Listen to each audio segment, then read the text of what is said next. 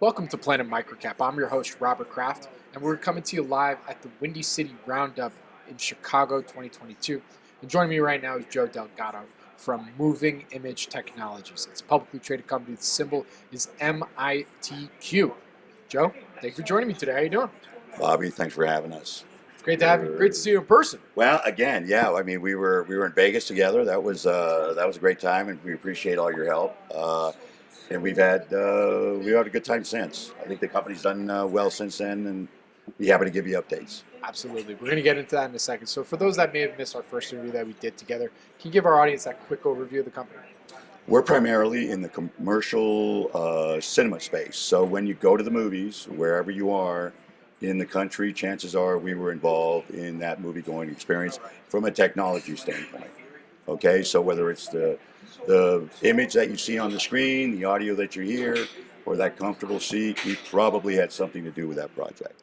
All right, so Joe, last time we did an interview together, we published that on April 20, 2022. So let's get that update. What would you say are some of the company's highlights since then? Well, as much as we've had some significant successes since then, I think the biggest thing was a little movie called Maverick, right, from our friends at Paramount Pictures. That really, I think, got the ball rolling to a more normalized industry to get us back to those pre-COVID numbers. I think that was sensational. We'd already had huge successes, right, at the box office.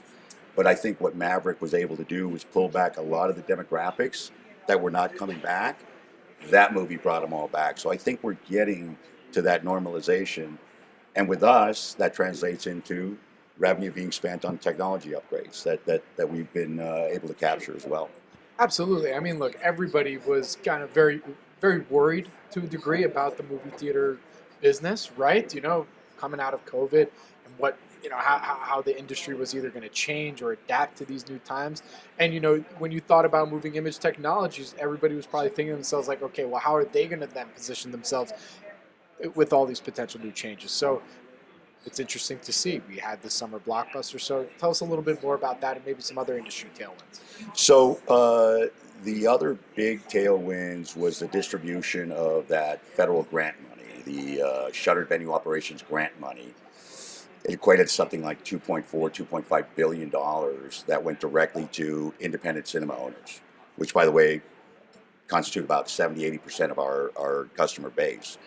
So they were able to take advantage of that, and then of course we were able to then capture some of that spend, and there's still more of it to come. So that's a significant tailwind, and we're starting to see that theater construction is starting to ramp up since COVID.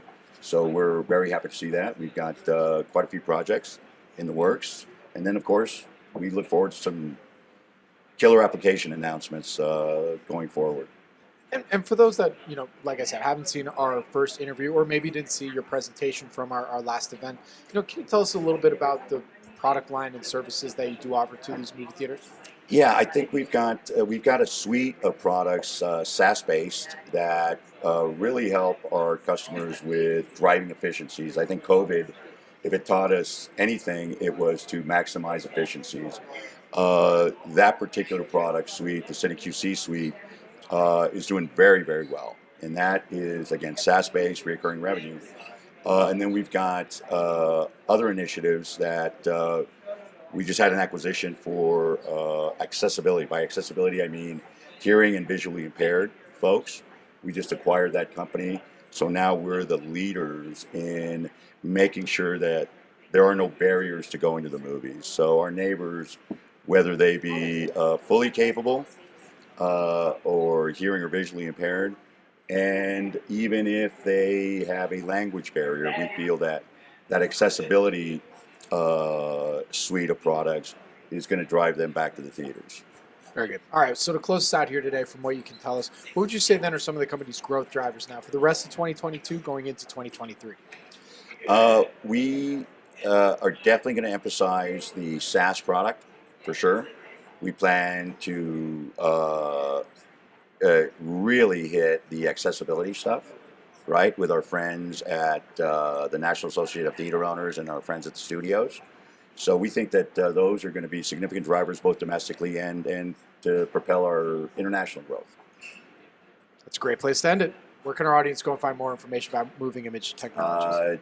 Just come see us at movingimagetech.com or movingimagetechnologies.com or sales@movingimagetech.com.